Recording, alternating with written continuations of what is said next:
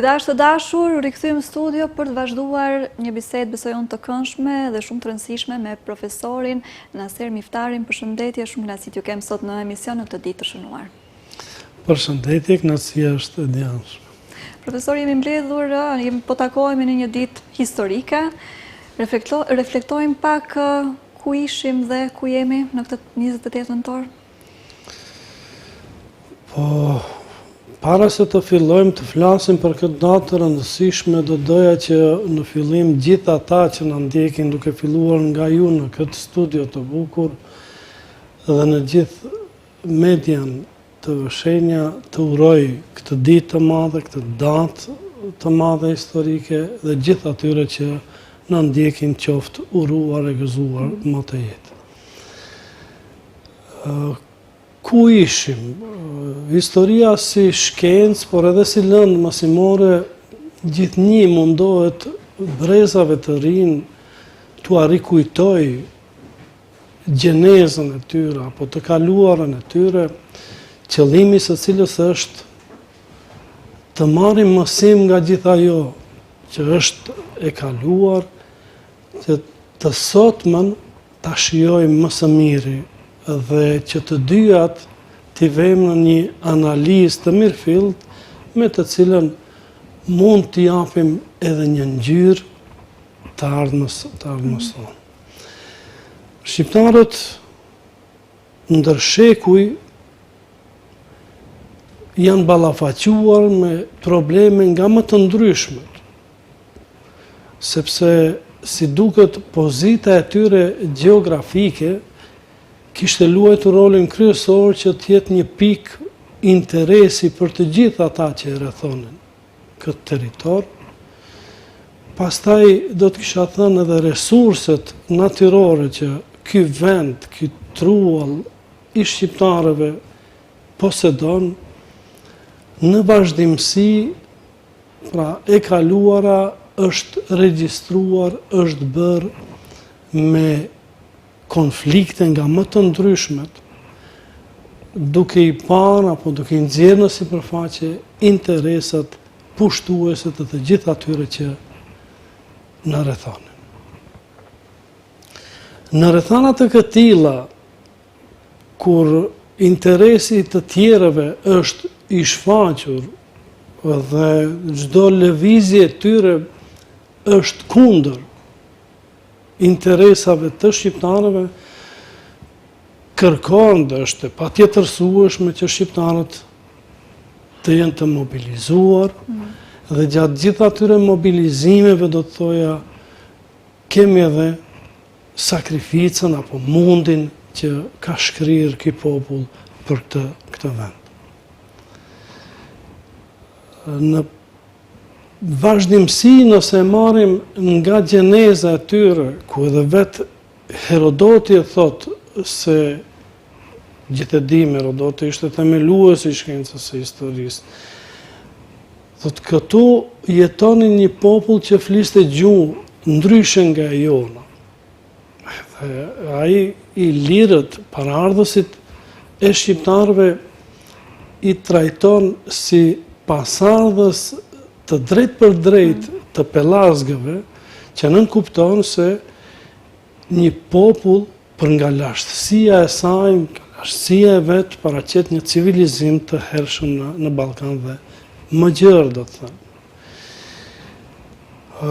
Ky popull që nga ato periudha do të ballafaqohet me pushtime nga më të ndryshmet, ku kohë më të gjatë apo në kohëra të ndryshme janë të detyruar që të bëjnë jetën e tyre në një formë e cila nuk kishte lejuar apo nuk kishte krijuar hapësirën e duhur për të qenë i lirë. Kur themi i lirë, lidhemi me principatat, me mbretërita, asaj periudhe që gëzonin i lirët, në të cilat me plot gojë do të themi se ishte për krenari, nga se të rallët ishin të kenë mbretër femër, të kenë mbretëresh. I lirët kishin që po ashtu është edhe një niansë, apo është një performansë në të cilën tregon se vërtet i përkisni një civilizimi të kompletuar, apo një civilizimi të begat. Këtë do ta ilustrojmë edhe me një element tjetër që rrallë herë diskutojmë. Pra, gjithë ata që neve na mëson historia, ishin popull që shprehen interes, shfaqen interes dhe sulmuan, kurse populli asë një moment nuk paraqet një element të tillë, posa saj të jetë i lirë për vete, pra të luftoj për lirin dhe të drejtat e vete. E asesi të përbuz apo të cenoj lirit e tjetrit. Edhe këtë e paguam si duket shtrejt. Në periudhën e Romës së vjetër, u bëm viktim në të cilën Roma e vjetër, për të arritur qëllimet e veta, e bëri edhe atë përçarje. Pastaj vjen periudha e Perandorisë Osmane, që po ashtu do të thotë secili sundues kishte këtë filozofi, për të mbajtur të sunduar, duhej të përçajë. I them këto elemente pak si shkurt për të dalë në atë që është më elementar. Krahas gjithë atyre peripecive që do t'i përjetoj populli, përsëri kishte njerëz të cilët në asnjë moment nuk e haruan gjenezën e tyre, apo nuk e haruan dhe nuk e përbuzën identitetin e tyre. Dhe me atë identitet, ata do të vinë deri në ditët e sotme, ku në periudhën e Perandorisë Osmane do t'jetë emblema që të gjithë e dim, jo vetëm ne si kom, por edhe bota, figura gjithë heroike, apo heroi krye kombëtar, Gjergj Kastrioti Skënderbeu, i cili më 1423 arriti që të kthehet në vendlindje duke i dhënë popullit të vet një pasqyrë, duke i dhënë një mësim, duke i dhënë një gjithçka, mund të themi se populli nuk duhet haruar në asnjë moment, se vendlindja, se kjo tokë duhet çmuar, me çdo kusht duhet mbrojtur dhe punuar për të. Pra, ato rrethana që ai bëri në krujën, tani ma do të themi legjendare, arriti që plot 25 vite të punoj në këto elemente që paraprakisht u cekën. Dhe nga kjo periudhë, nga kjo kohë, për mos hyjmë më shumë në detaje, se vërtet edhe të tjerët kanë marrë mësim, arritëm që të bëjmë edhe simbolet tona me të cilat atëherë sot neve jemi krenar. Ajo është, pra ky flamur që e përdorim sot, dy krerësh shqiponjë e zezë në fushë të kuqe.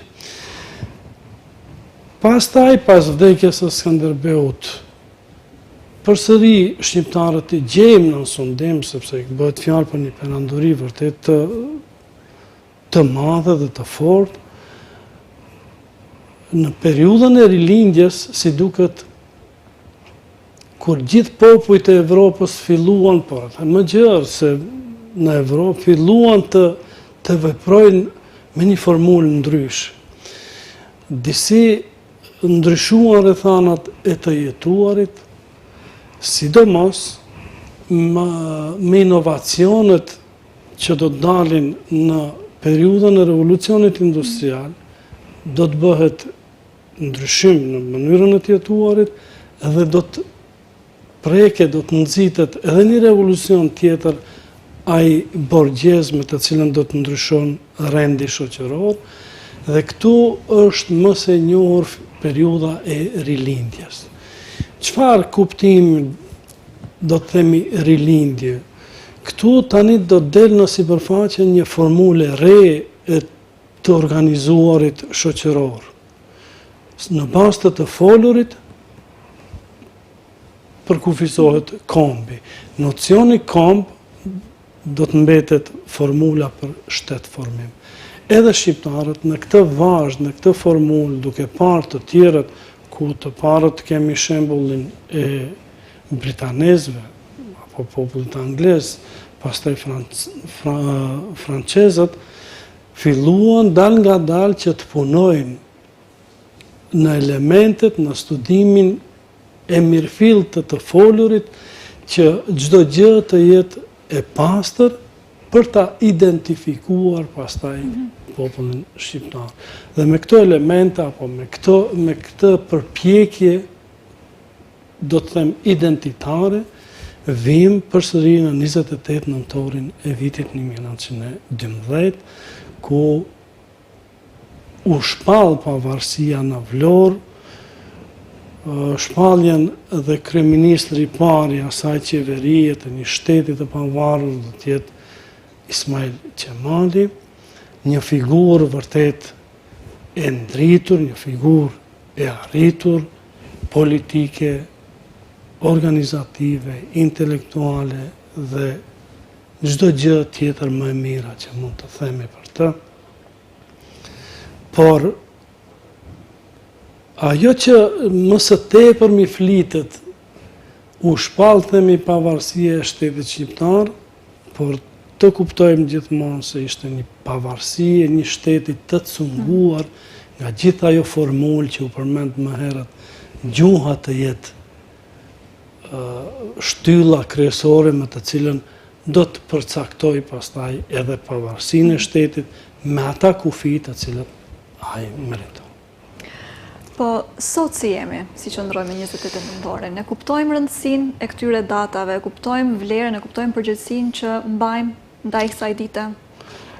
Nëse hymë dhe analizojmë, apo i themi të gjitha viktimat, apo të këqijat i shënojmë një për një, çfarë i ndodhi popullit shqiptar, sot fakt se jemi shumë më mirë, por a duhet sot të kemi këto, ta them, mos pajtimen mes vete, a duhet të shkojmë deri në atë shkallë që në vazhdimsi neve disi të gjejmë gabimet e tjetrit, apo pak të punojmë e më shumë të flasim që është e kundërta asaj që kishin bërë rilindasit. Ata ndoshta pak kishin folur, por shumë kishin bërë. Edhe në këtë kontekst nëse e krahasojmë, unë mendoj se duhet shumë më shumë të ndryshojmë nga ky kurs, të themi, diskurs që kemi marrë, nga kjo formë e jone e paraqitur, sidomos e brezave më të vjetër ndaj brezave të ri. Sepse të vjetrit, të pjekurit, janë shembulli i brezit të ri. Cili është shembulli, ose cila është porosia jonë ndaj atyre. Pastaj flasim me të madhe se ku është rinia, ose ku janë të rinjt. Nuk mund të kemi komb të shëndosh, po as shtet të shëndosh, të qëndrueshëm, po që se do të na mungon një rini e edukuar mirëfilli dhe e shëndosh, e cila do të mendoj dhe do të veproj për atdheun, për vendlindjen, e cila do të mendoj për shtetin dhe popullin e vet. E kemi mirë të dokumentuar dhe mjaftueshëm të dokumentuar gjithë këto rrugtim të kësaj dite? Mendoj se tani ky inovacion që ne disponojmë, ta themi në këtë kohë që po jetojmë, fakt se nuk mund të përfshihet e tëra, por krahasuar me të kaluarën jemi shumë më të avancuar në këtë drejtim, sepse tani hulumtimet që bëhen, mënyra dhe mjetet që përdoren janë shumë më të avancuara, edhe është një e merë pasi që nëse dikur nuk ishim kaq të arsimuar, tani jemi mjaft të arsimuar dhe dim gjuhë nga më të ndryshmet e botës, të cilat shpesh herë na vinë të servuara edhe materialet të cilat janë në favorin tonë, e nuk kishim ditur se ekziston në gjë të tillë. Dhe është për të përshëndetur gjithë ajo që institucionet tona kanë bërë dhe mundohen të bëjnë, dhe tani duke pasur albanolog nga më të ndryshmit e popujve të botës, nga na vinë edhe informacionet të mjaftueshme. A është mjaftueshme, a është e bollshme? Asnjëherë nuk është e bollshme, është e patjetërsueshme, do të kisha thënë që secili të kontribuojë maksimalisht në këtë drejtim që s'paku të kemi të archivuar gjithë ato që mund të gjejmë, sepse fatkeqësisht shumë herë jemi keq përdorur, shumë herë jemi keq trajtuar, po edhe të vjedhur nga ajo që bërjet ishin të këtij populli, kurse meritat janë të dikujt tjetër.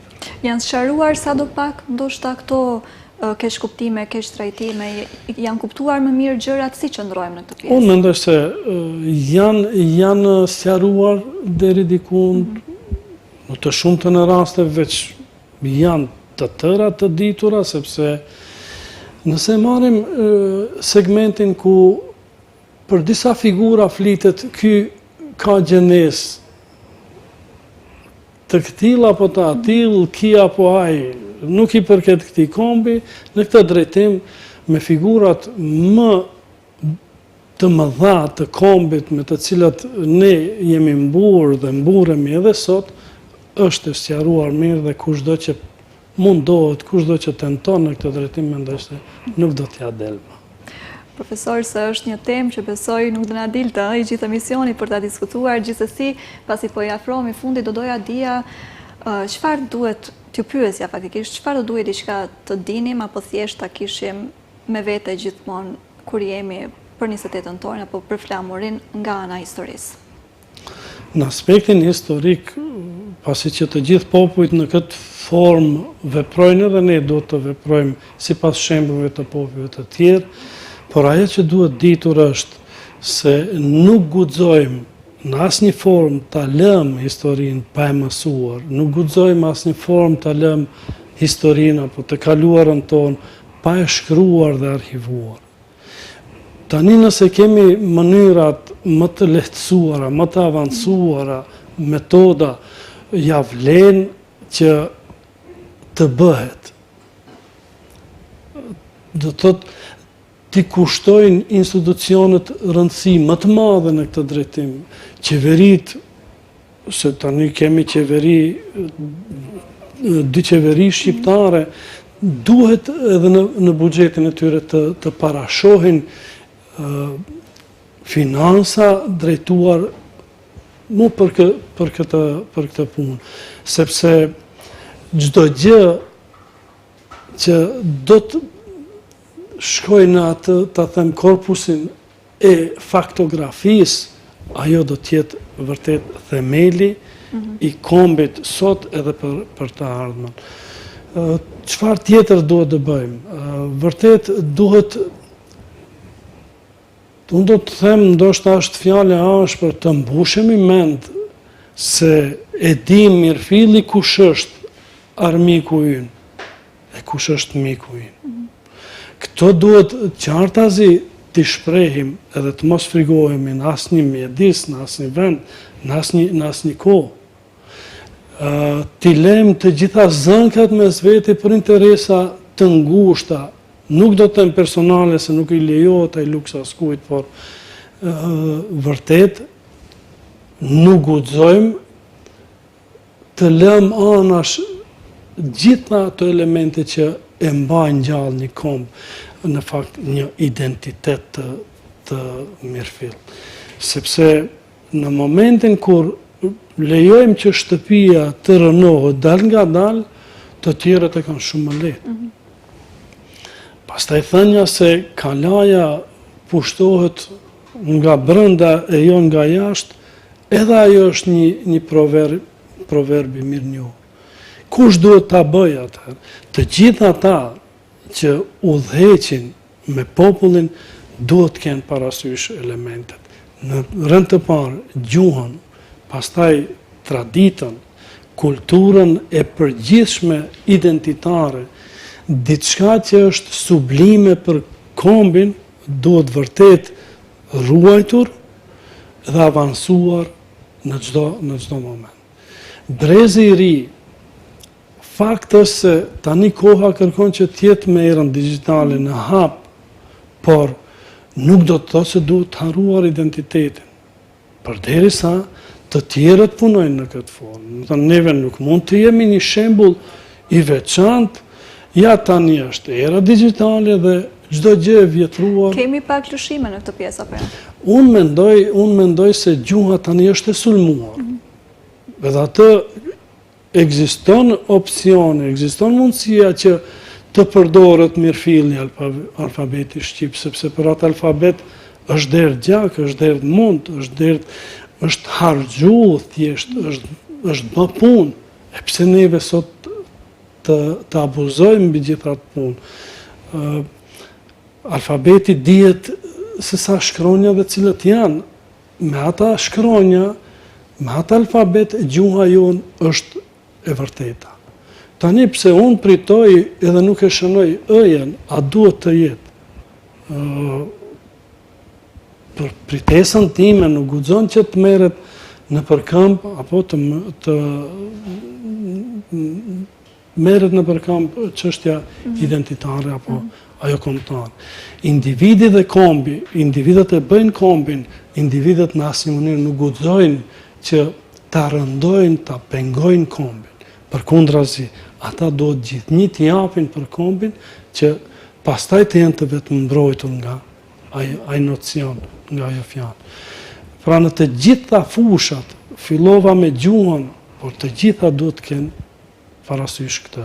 Tani për një çështje, për një çmim ad hoc do të kisha thënë, po këndoj unë çfarë do këngë, apo po vallëzoj një vallëzim i cili mund të jetë i vjedhur nga një kulturë e dikujt, është jashtëzakonisht e dëmshme, sepse kemi hapur rrugën dikujt tjetër që ta vjedh tonë. Pra, as nuk guxojmë të vjedhim, as nuk duhet të lejojmë që të na vjedh kush. Unë ju falenderoj shumë që keni gjetë kohë dhe mundësinë të jeni sot në këtë ditë me neve dhe me televizionin Shenja. Vërtet kënaqësi dhe nder që ju kisha sot në emision. Uroj të ritakohemi për të tjera tema kaq të rëndësishme po ashtu dhe ju falenderoj edhe një herë. Me nder qofshit, uroj gjithë shqiptarët kudo që janë, gjithë ata që ndjejnë veten shqiptar, le të jetë gëzuar kjo festë dhe çdo ditë të shndrohet në festë tonën. Dashte dha Zoti që këto festa t'i shënojmë me përurime të objekteve, t'i shënojmë me përurime nga më të ndryshmet arritjet tona. Fjalëve të profesorit ju bashkangjitem dhe unë dhe po ashtu ju uroj edhe një herë të gjithëve, unë dhe po ashtu dhe televizioni, të gjithëve urime 28 nëntor në ditën e flamurit dhe gëzofshi gjithmonë. Ne rishihemi sërish të hënën në të njëjtën orë, mirëmbëjtje.